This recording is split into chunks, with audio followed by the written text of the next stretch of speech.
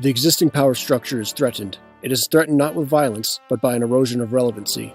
Of the two, the existing power structure would prefer violence on their doorstep, as they would simply respond in kind. Their structure is, after all, founded upon the threat of, and the use of, violence. It is the hammer in their toolbox. But it is an erosion of relevancy, of clout, of perceived authority that the existing power structure today faces.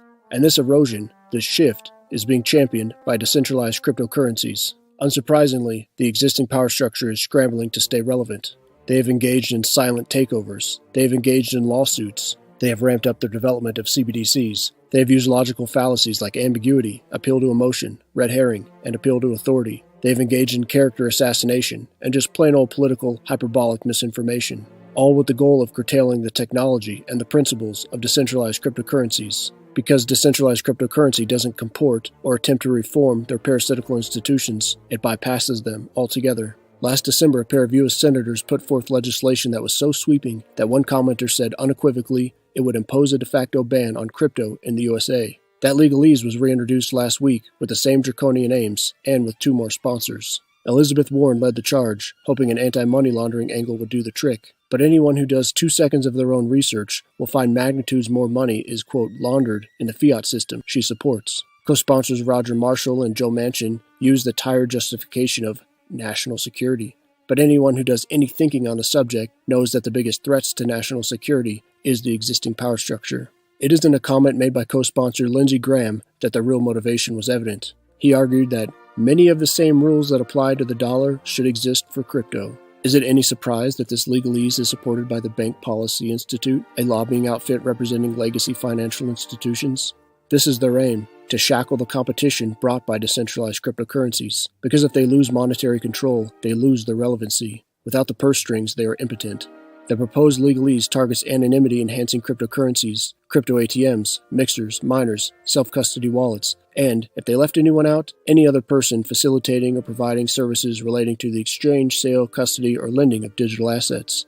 Dang, talk about sweeping. But at the end of the day, that's all this is. Talk, posturing, an attempt to retain relevancy, to remain the rulers of their fellow men. But, as Victor Hugo said, nothing is more powerful than an idea whose time has come. And as Ron Paul added, an idea whose time has come cannot be stopped by any army or any government. The ideas at the core of decentralized cryptocurrencies, voluntary exchange, trustless protocols, open source collaboration, transparency, and personal empowerment cannot be undone. Mindful individuals do not want to contribute to the division and to the destruction wrought by the existing power structures. Decentralized cryptocurrency offers another path. Seeing the writing on the wall, we have seen a healthy interest towards more decentralization in an area that has, since the advent of decentralized cryptocurrencies, remained largely centralized. Exchanges. Centralized exchanges, or CEXs, have been a point of entry for many in the cryptosphere, and for good reason. They have slick interfaces, and transactions are seamless, but that comes at a cost that more and more crypto users are waking up to. When using a CEX, the user does not actually retain their crypto. They do not possess the private keys, and as the saying goes, not your keys, not your crypto. Now, due to always emerging technology and escalating threats from existing power structures, decentralized exchanges, or DEXs, are more numerous and better than ever. With a DEX, users retain their private keys, and with a DEX, the transactions are done on-chain, which showcases the crypto networks that actually work versus those that are just hype. Through this experience, the best, the most stable, the most scalable options will become evident, and humanity will be better for it. So, despite the onslaught of misinformation emanating from DC and other political capitals around the world, these tools, this tech, these ideas cannot be undone. Saber-rattle as they will, and pass whatever edicts they might, decentralized cryptocurrencies cannot be stopped. Almost 500 years ago, Etienne de la Boétie said, "Every power structure relies upon the subject's obedience to the orders of the ruler. Resolve to serve no more, and you are at once freed. I do not ask that you place hands upon the tyrant to topple him over, but simply that you support him no longer. Then you will behold him, like a great colossus whose pedestal has been pulled away, fall of his own weight, and break in pieces." Each of us has a vote in what unfolds. We vote through our actions. What system do you abstain from, and what system do you engage with? And why stop there? to spur an even larger migration toward uncensorable options, maybe it'd be worth engaging in a concerted outreach effort to encourage others in the cryptosphere to transition from sexes to dexes, so that they individually can keep what is theirs, so that they and we together can peacefully erode the relevancy of the coercive existing power structure in favor of options that empower and that build.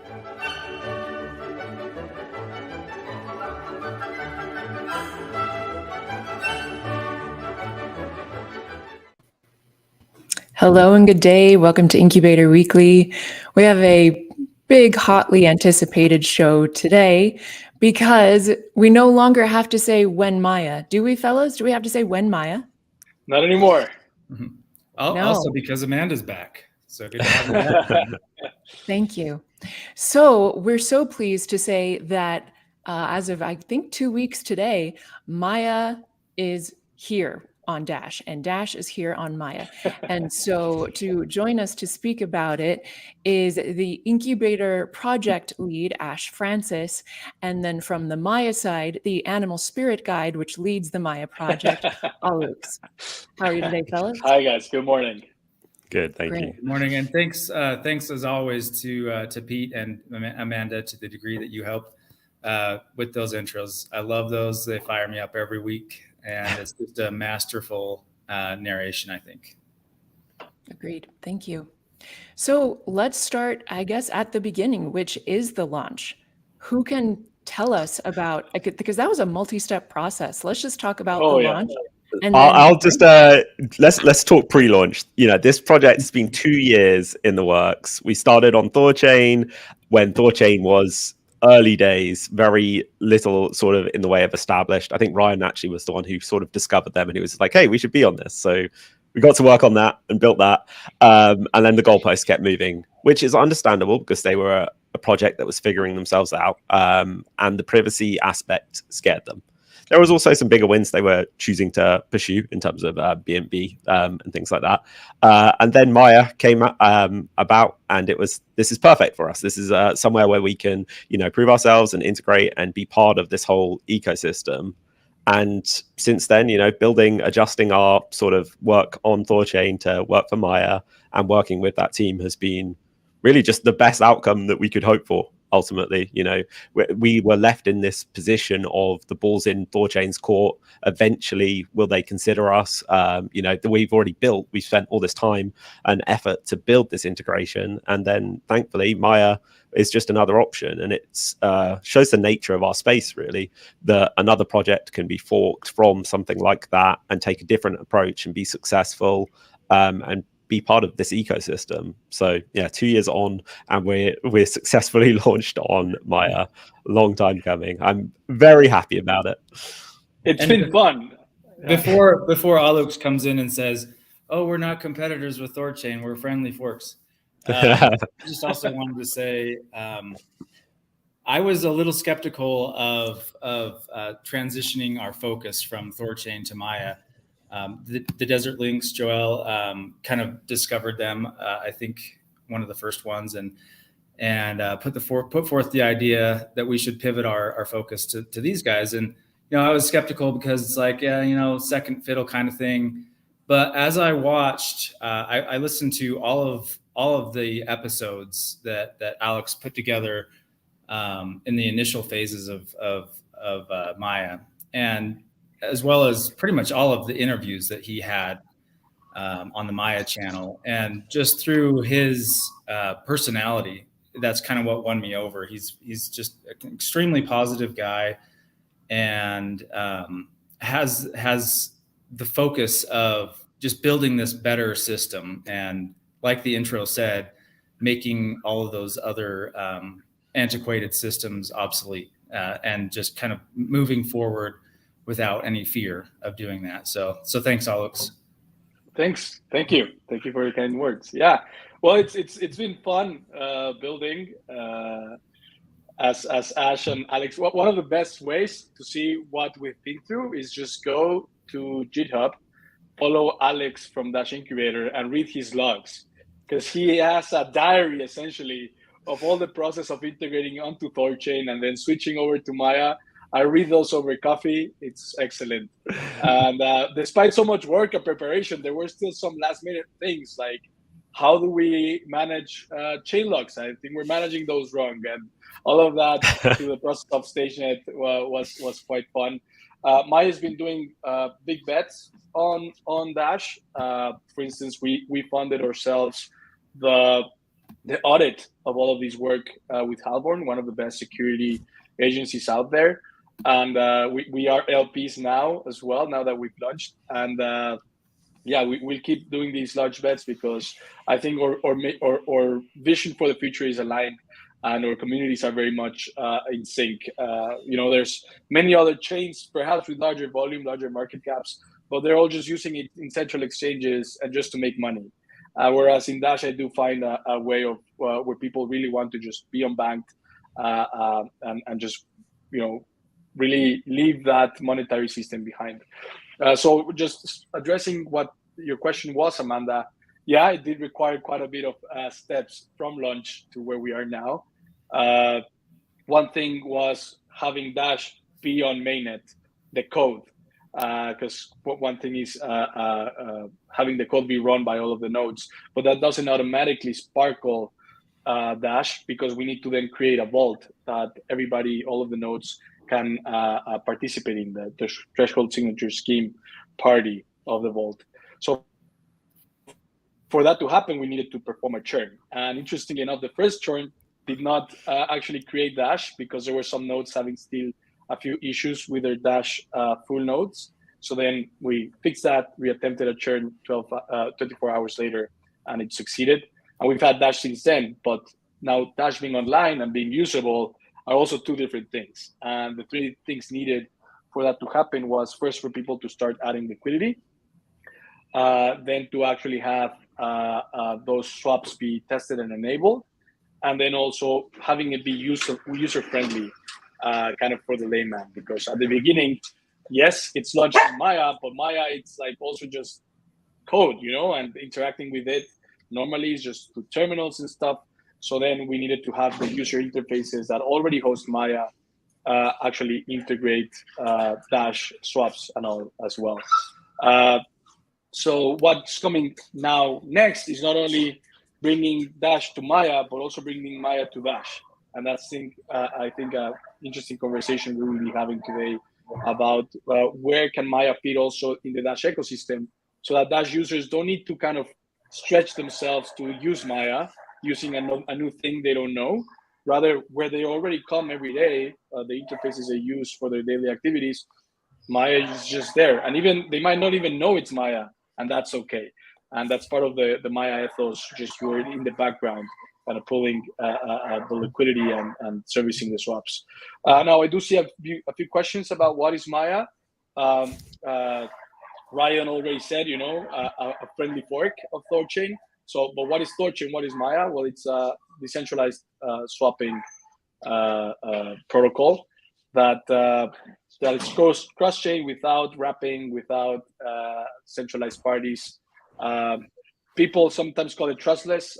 Me and Ryan like to call it trust minimized, but it's much better to be trusting a set of 20 to 100 nodes that are economically incentivized and over collateralized and transparent, and you can see everything that's happening on chain, than an obscure central exchange with one guy holding the keys. So definitely a big improvement. Still more improvements to be done. This is not the end of the road. And we'll also speak about what other things Maya is bringing to the table in the next few updates. But I think that's a good overview. Great.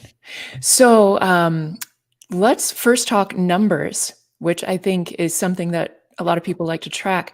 How much Dash liquidity is currently on Maya, and how does that number compare to other liquidity pools currently on Maya and at their launches as well?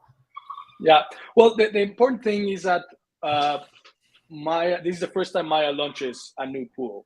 All the rest of the pools have been there since the inception of Maya, when we gave away a bunch of cacao to add liquidity. Thus, the important part there is that the incentives were quite different as they are now. People expected, $500,000 overnight. That wasn't going to happen because the cacao incentive is not there. Rather, it's now just pure real yield. People have liquidity, there is volume, that volume generates fees, thus I LP more to get a larger share of that fee volume. So because of that, it's kind of difficult to compare apples to apples. Next version, we will also be launching Kujira, and then we can kind of pit them together and see who's doing what, and see which community is shining differently.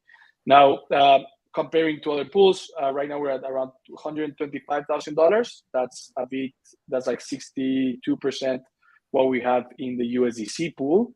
So guys, let's beat the dollar. Come on. So we're very close to that.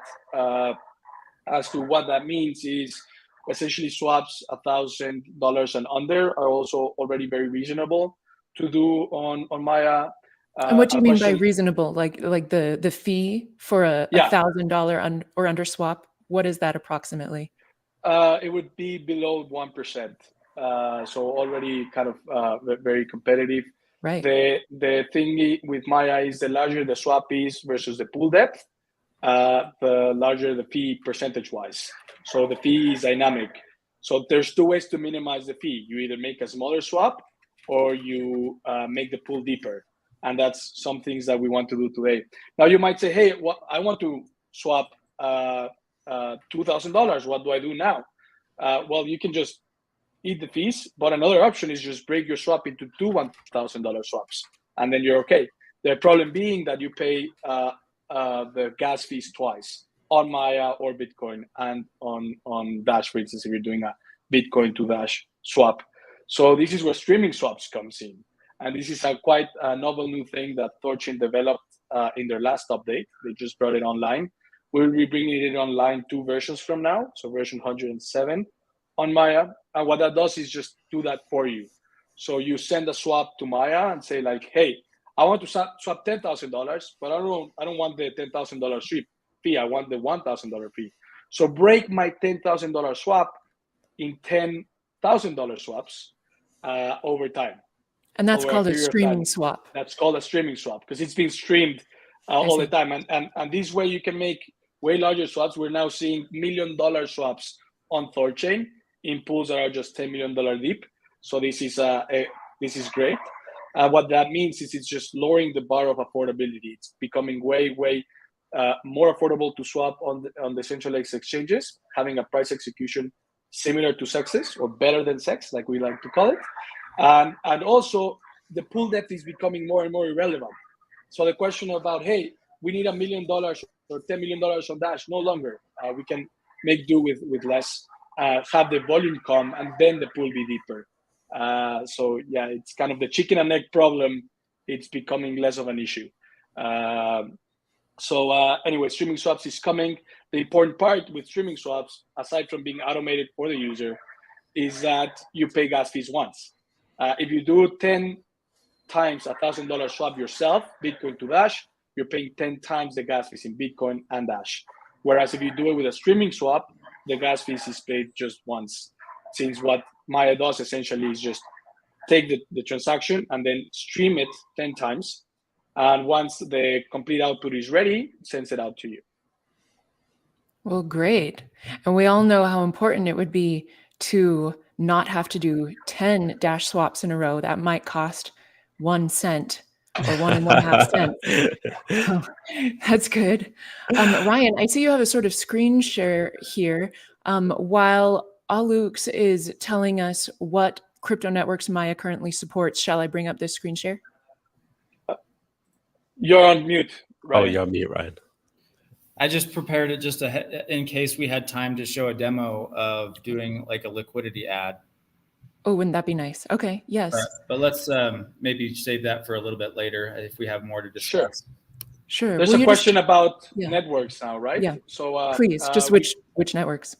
We currently support Bitcoin Network, Ethereum Network, Thorchain Network, and Dash Network, all, of course, within Maya Chain Network. And counting. So we're going to have Kujira Network soon, Arbitrum. We want to have Cardano by end of year and perhaps 1 or 2 more chains as surprises here and there. So this is, of course, just the beginning. But what this means also is you don't only need to rely on what coins does Maya support, but you can now connect towards Thorchain.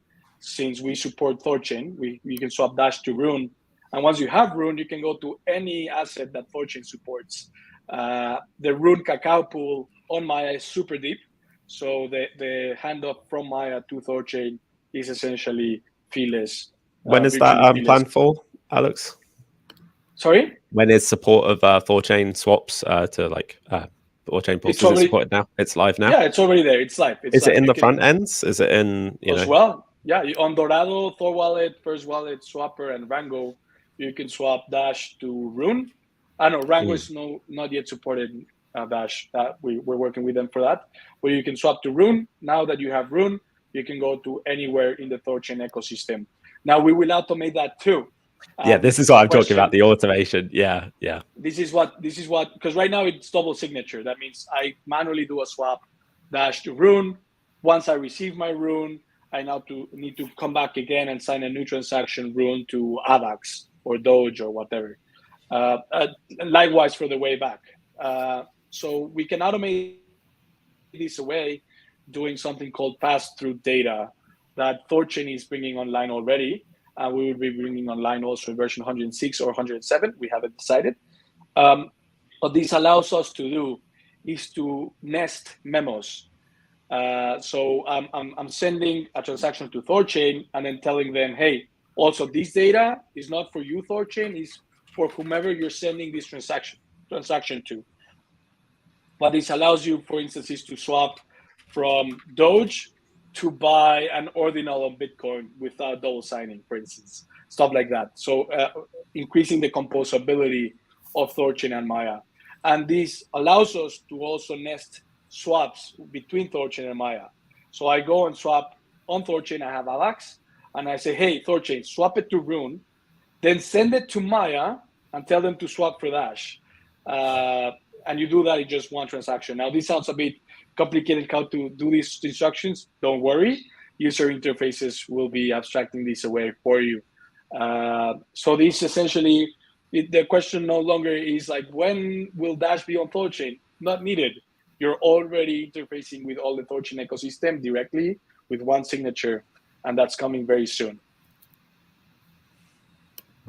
Okay, so let's talk a little bit about, now that we've covered swaps, and then, of course, the upcoming streaming swaps, and I think you said V107, currently on V105. Let's talk a little bit about Savers also. How is that going?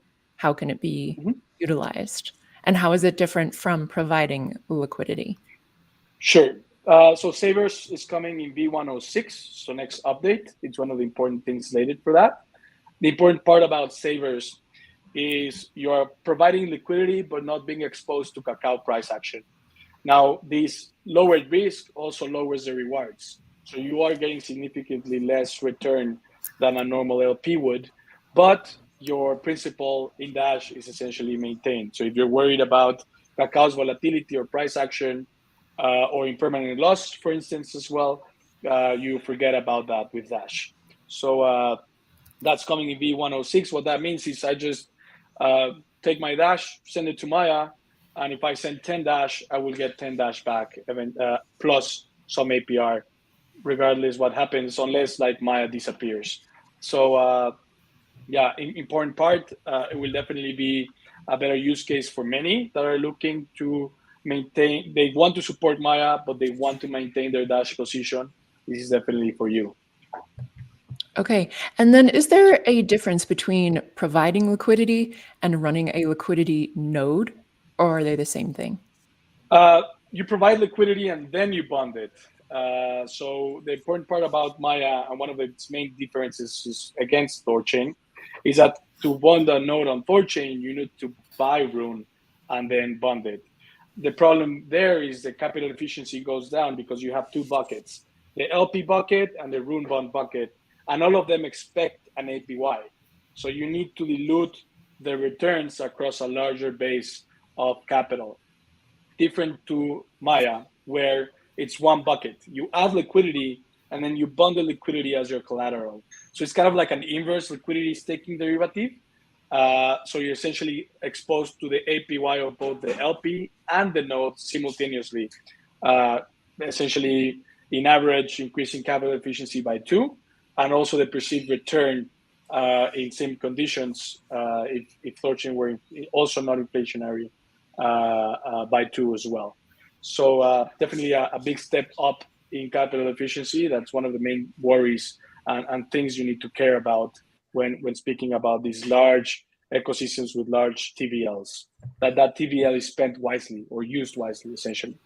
So bonding Dash is also, LP is also an option, not yet in V105, that comes online in V106. We will typically integrate a chain in one version and then allow it to be bonded in the next version just to make sure it's all stable. So what that means is, if you're supporting Maya already, you have your LP there and you want an extra kick, you can also use it to bond it for extra security of the protocol and get more share of the rewards in return. So just giving more and more uses to your Dash position. So rather than a bond being locked and being sort of useless at that point and just frozen and not working for you, it also works for you in terms of earning those liquidity returns on top of being used to collateralize a validator node. Yeah. Hila was asking over collateralization. Yes, the network, when it reaches economic security in a few months, will be over collateralized. In the meantime, we have Genesis nodes helping secure the network more. Ash and team are one of them. So we're all in this together.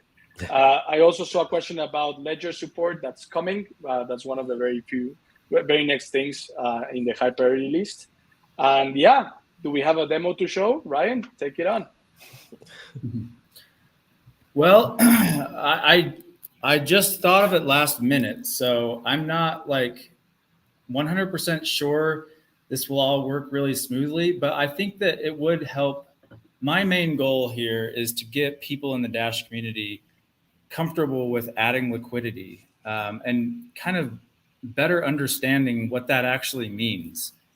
And I think that's best done through a demo. And it might even be a better idea that I don't have it prepared, because I will kind of fall into the pitfalls that maybe some other new people would fall into, and we'll just work through them together. This will be a little bit of a longer stream, but I think this is definitely worth it. So yeah, what I have up on my screen here is, I'm going to refresh the page so that you see where I'm coming from. There's no wallet connected. It wouldn't automatically show up when you first arrive at the. And so what's our URL here, Ryan? So we're at eldorado.market, and actually it is this little error message is I created that because I was trying to do something without a wallet connected. And that's one of these concepts that the Dash community might not be familiar with, because like in Ethereum land, everybody knows what it means to connect a wallet to a web page or an application or a dApp, if you want to call it that. But in Dash, we're not really familiar with that as much, because we're used to just sending Dash to QR codes when we need to do something. But the idea behind connecting a wallet is basically, instead of the application asking you to do something, sending coins every time you want to do an action, you connect a wallet, and that basically means that your application is able to interact with the keys of your wallet whenever it's needed, instead of prompting you to do that.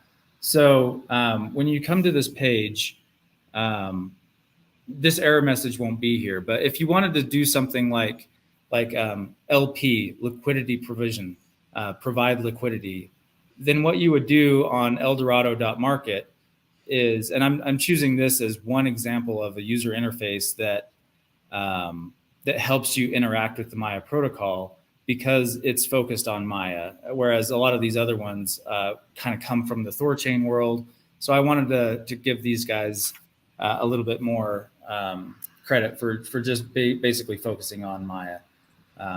So adding liquidity, you come over here to pool and then add. And if you try to do something like add liquidity, let's say you're a Dash person and you want to select Dash, you have two options here. You have this symmetric and you have this asymmetric. And basically what that means is symmetric means you're going to send two assets to this liquidity pool. You're going to send Dash, and it's always paired with Kakao. Any coin that you choose here, it would be paired with Kakao. And then asymmetric is, I don't even know what Kakao is, blah, blah, blah. I just want to add liquidity because people say add liquidity to the to Maya.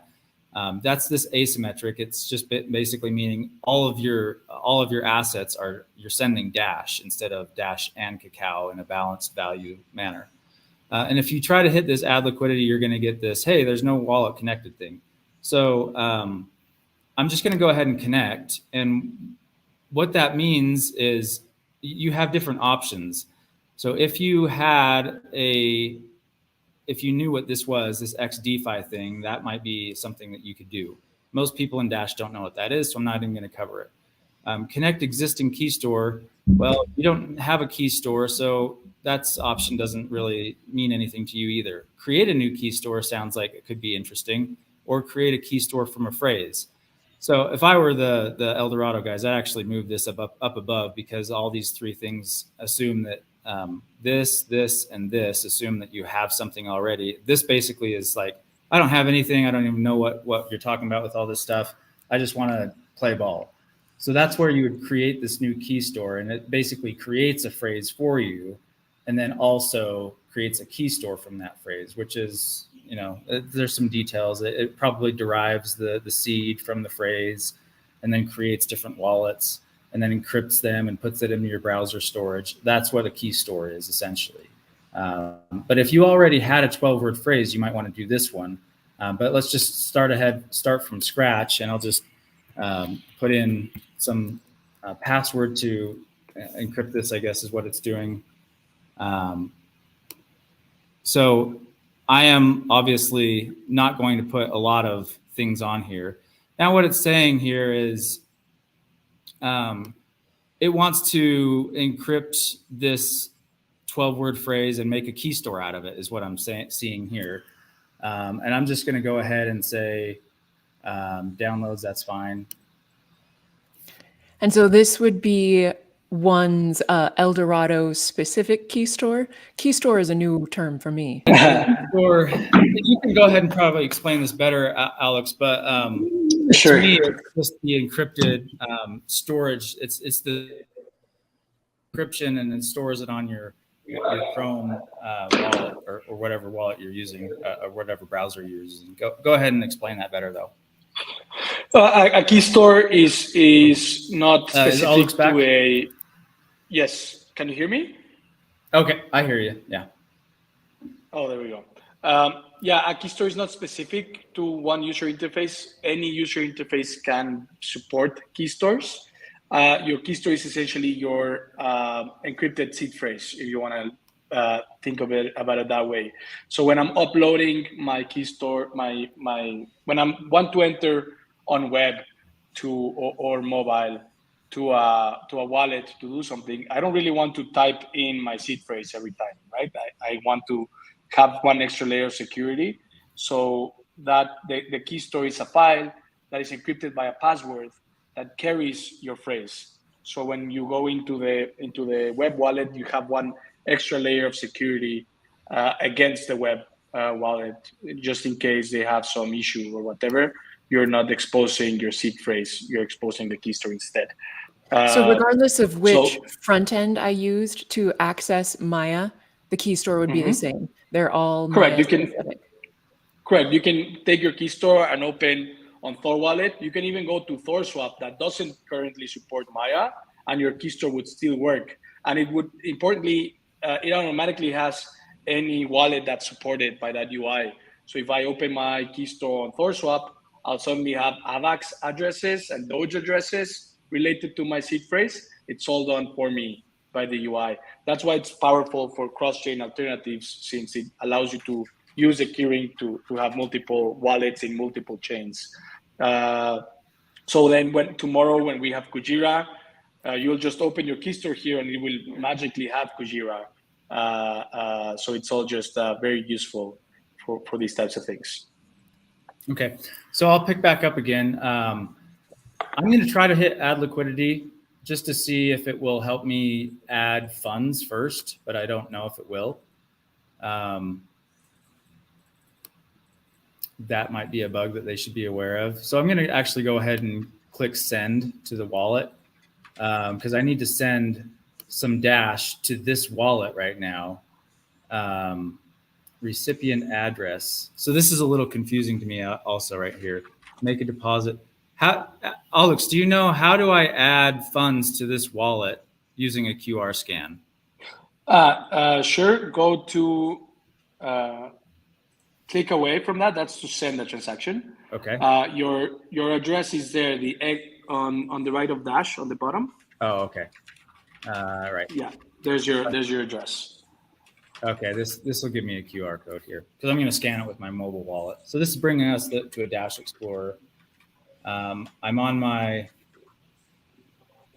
Okay. Hang on.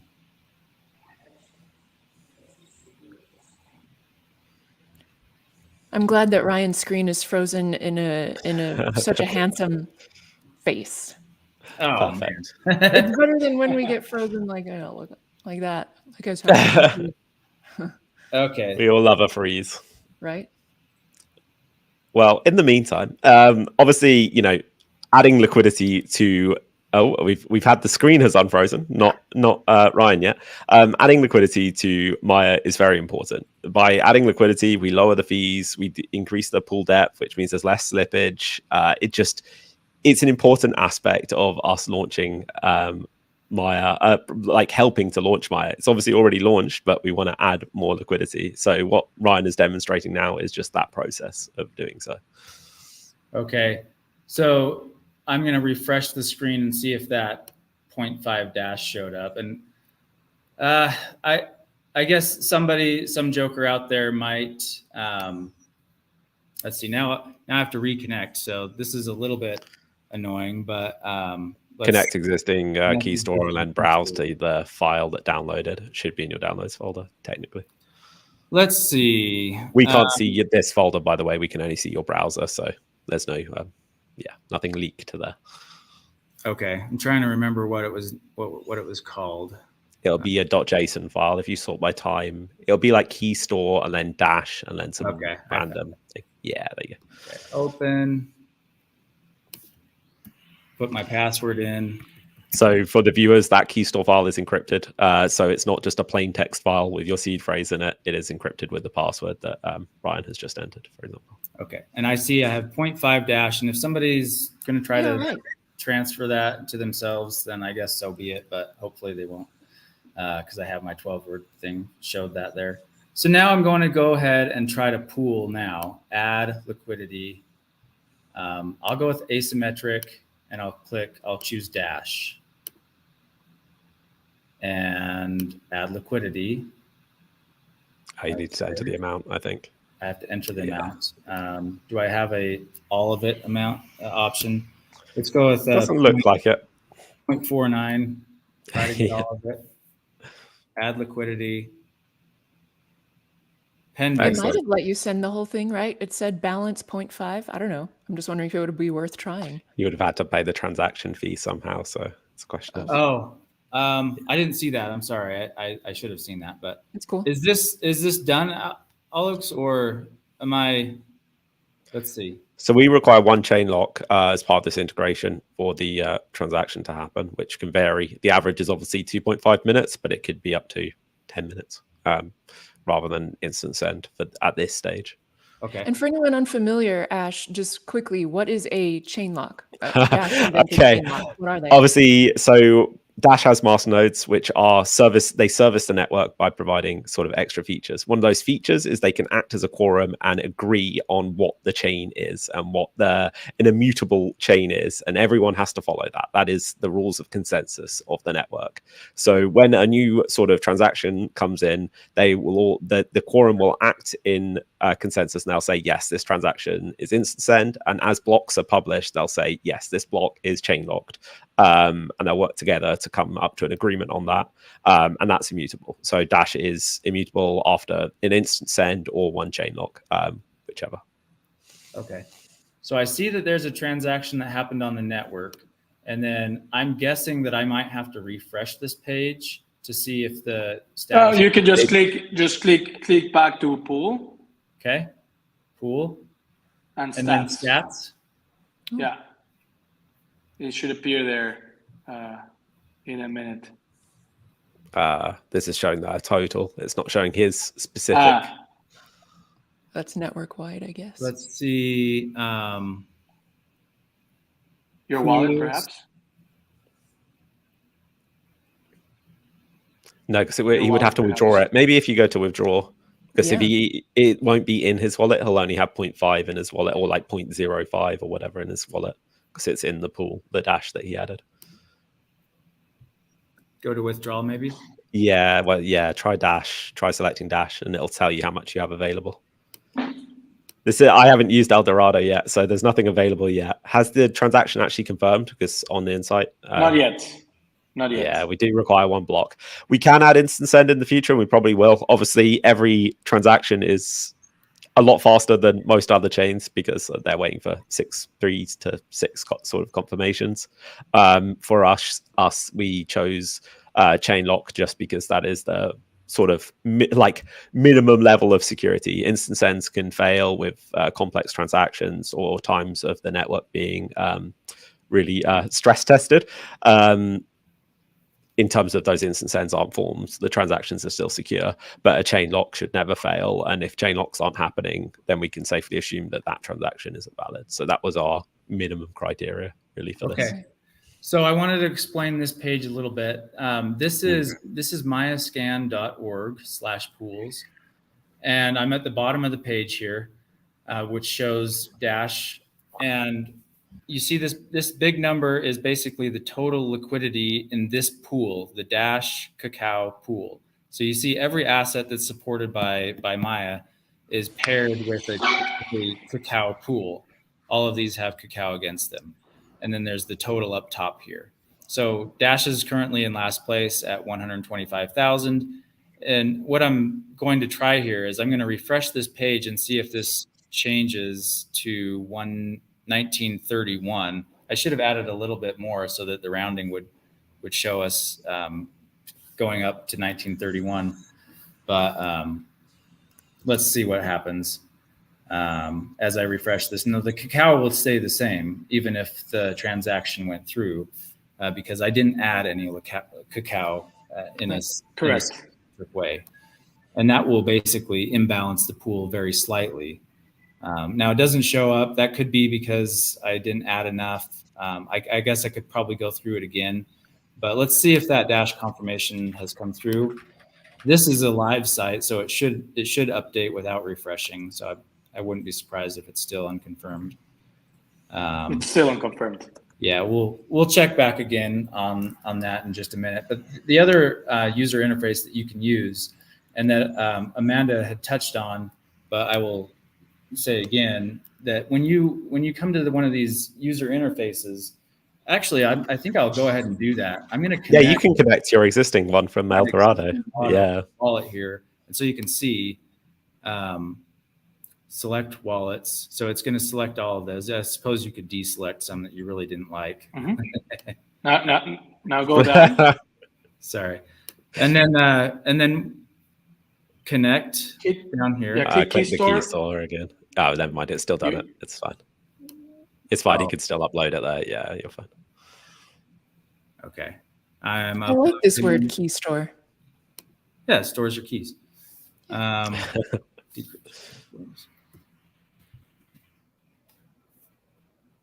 Loading.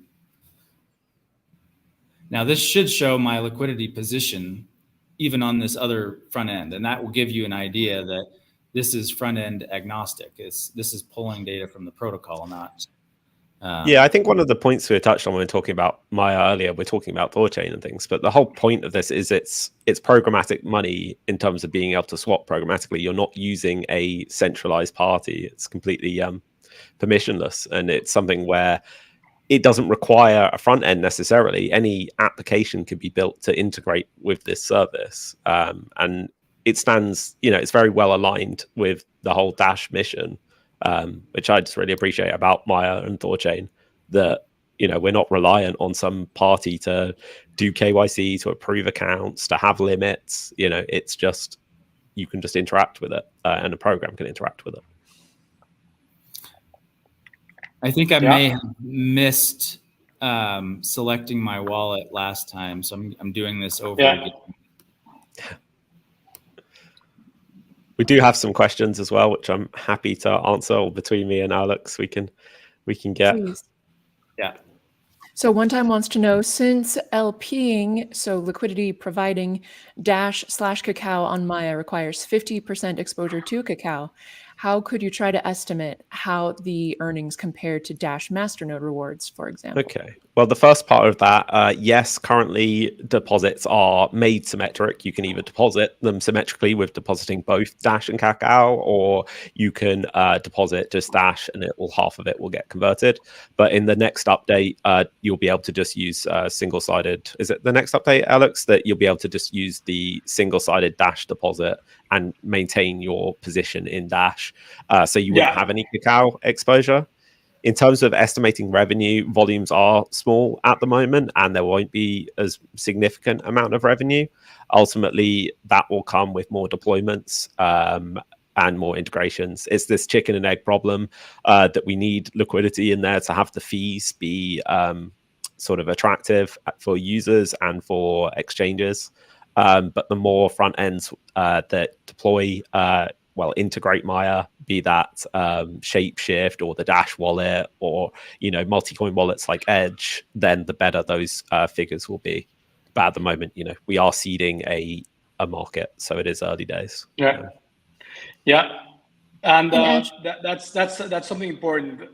This is coming from real yield. This is not a fast, high inflation chain. This is all real yield. So what your future performance will depend on the volume coming through the Dash and Kakao pool every day. So if you want to invest in this and you think this is interesting for you, it also comes with doing the rounds with Dash ecosystem user interfaces and others, and onboarding people to actually use the service. The more it's used, the better your rewards will be.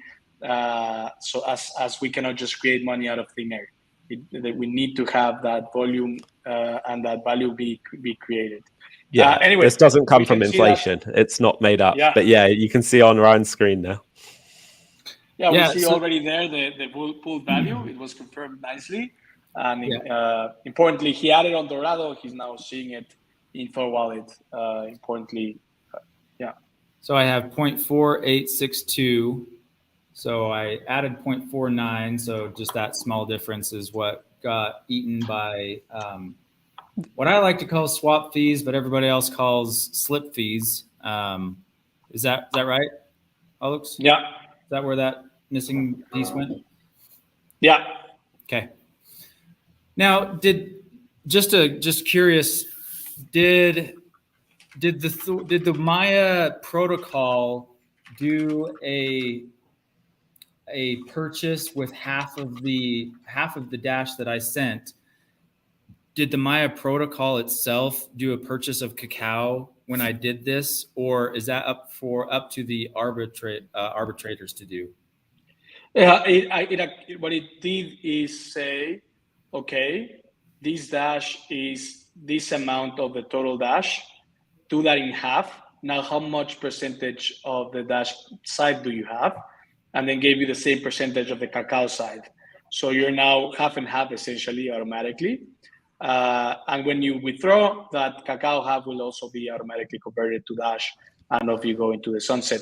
This is what will not happen with the savers option that Ash was saying, because he said, hey, I just do a single side deposit. Well, you did a single side deposit right now too, Ryan, but you did it to the dual LP. So that's where the half exposure to Kakao is coming from. Will that be updated on this front end soon? That it will say that he has, $7.50 or $7.77 in Dash and the same in Kakao. Will that be updated? Since he added and is withdrawing in Dash, it's just showing him it shows the total amount he would get. So it will just keep fluctuating with everything that happens. as Dash Cacao changing price, and as the LP rewards come in, it will just show there on the Dash side. Yes. For anybody watching at home, I think I just ran into another error on this time on the Thor wallet side. But did anybody see that? I tried to preview a withdrawal and I got an application error. Was that? I didn't see that. I did see Major Rex's I saw an comment error, that yeah. additional support and help can be had on the Maya channel. When he says Maya channel, I'm assuming he means the Maya YouTube channel. So is that right, Alux? Oh, I guess they mean on Discord and Telegram and Twitter. We're always continuing. It's a very passionate community. Yeah, it's a very helpful community. If you have any troubles on this, it's the same with Dash side. Like if there are any issues in adding liquidity or managing your position with Dash, or just questions, we're always happy to answer. There is now a on the community Dash Discord, there's now a dedicated sort of Maya protocol channel as well for the Dash audience, and obviously the Maya Discord is great as well. Okay, I'm going to go ahead and withdraw. Like I said before, I don't know if people saw this, but I tried to withdraw on the Thorchain side, which should have worked in theory. A Thor wallet side, rather. It should have worked, but I got an application error. So I'm going to go back here to the eldorado.market site. I went to pool, withdraw. That's where I'm here. I have an asymmetric position. I did click this available button, which populated the exact amount that I'm able to withdraw. So it probably would have done that on the ad side as well. So I'm going to go ahead and withdraw liquidity, signing, sending. And Ryan, Halawe says, could we get that comment back up, Pete? Halawe says you have to have enough Dash in the wallet to do withdrawal from the liquidity pool. Was that the case for you? You have to have enough Dash in the wallet to do withdrawal from the. Does he mean Cacao in the wallet, or? I think he means to pay the outbound transaction fee. Okay, I'm guessing that the wallet would have, that the app would have accommodated for that amount that is required. It had to take it from your. The thing is, you sent a Dash transaction on Dash, telling Maya to withdraw. So to be able to send that information, you needed to have some Dash, which I believe you did have. So you should be fine. I had Dash. Yeah, because you left some behind in that wallet. So while we are finishing up this demo, I wanted to ask you, Ash, because I know that we have a hard cap on our time today, about the Rune. Okay, so firstly, for anyone who doesn't know, there is an entity called the Dash Investment Foundation, which has been entirely funded by grants from the Dash Treasury system. And one of the things that the Dash Investment Foundation did with some of their grant money from the Treasury is they purchased Rune. What was it, like 2 years ago or something? So Ash, I wanted to know, since you are more familiar with the Dash Investment Foundation than probably any of us here, how can Rune be used on Maya, and where's the diff coming in on this? So there are multiple approaches. Obviously, that Rune has been sitting there and was held initially to help seed the launch of Dash and to just be used as a sort of network investment in something that was going to become a useful tool for us. Unfortunately, that didn't work out with Thorchain, but thankfully, and I'm very, I actually feel better for the way this has worked out, that we've got such good support from Maya side of things. And it's only logical that we are equally invested in them, and we are, as they have been in us. And it's logical for us to move that and leverage those holdings that the diff is sitting on in terms of Rune on Maya. Now, there are multiple approaches to do that. Right now, it's held in Rune, but it could be changed to Cacao or later traded to the actual Maya token itself to actually thoroughly invest in that. Because right now, we're kind of we have more exposure to Thorchain, whereas I think it's more logical to put the money into Cacao really, and probably the Dash Cacao pool. So I would swap back towards that side of thing and hold Dash and Cacao. But additionally, it could also be used to bond a node. As we discussed earlier, you can have liquidity that's pooled and then is also used as a bond for a node. And as myself and Alex are running a Genesis node already, we have a lot of exposure on the tech side of this. Like, it does seem to make a lot of sense that we would approach that. Now, obviously, the Dash Investment Foundation has been on a sort of hiatus whilst they've been, the funds have been lower. They've not had income from Dash. So it's understandable that things are quiet there and they're inactive. But I've reached out and I'm hopeful that we can actually leverage those funds. I have already heard back from them, but obviously it is a group that acts as a quorum, so decision must be made together. But they took a more conservative approach when it came to the launch of Dash and the launch of Maya, which is understandable. They don't want to risk funds, but I think now it's proven and Dash is live. It's logical for us to, put our money where our mouth is, so to speak. Thanks, Ash. Okay, so Ryan, is there any more for us to see in this demo before we start winding down? No, I think we better wind it down. So we. I just want to hit the questions because I don't like leaving questions unsaid. So Incubator, any pay bounty to integrate tooling for Maya. So the way I would approach this is I wouldn't do vendor specific. I'm sure an integration can be done for AnyPay, but I like tooling to be vendor, like user agnostic. So if there was a library built to create Maya transactions, that would be fantastic. That AnyPay then integrated, or it was built as part of that work. It was also integrated into AnyPay. That's perfect. But building something that's hyper specific to them is not the ideal approach for the incubator, in my view. In terms of incubator projects being built that leverage integration with the Maya protocol, for myself, I will be integrating it into the wallet that I'm focused on for this quarter. Because it's logical. We already had the exposure. We built the integration, so we're very familiar with the structures. And I would like it to go into the main Dash wallet. So doing a reference project that shows that, and then working with Dash Core Group to implement it. That would be my goal. I'm sure Ryan has his own sort of approaches in mind. Yeah, we'll talk about those in later weeks. But let's wrap it up. Okay. Well, all right. Amazing. Well, I see many are hungry for questions. Oh, I think have a delay. Sorry, guys. Sorry, what did Aluk say? I think he has a slight delay on his screen, so he was seeing the questions as I was answering them. So okay. Yeah. Okay. Well, granted that we have answered the questions to the best of our ability, and had an unexpected demo. Thanks. Any final comments before we say goodbye? Nope. Good. Thanks, everyone. Thank you, everyone. Appreciate you all. All right. Thank you all. Have a nice one. Thank you. Bye.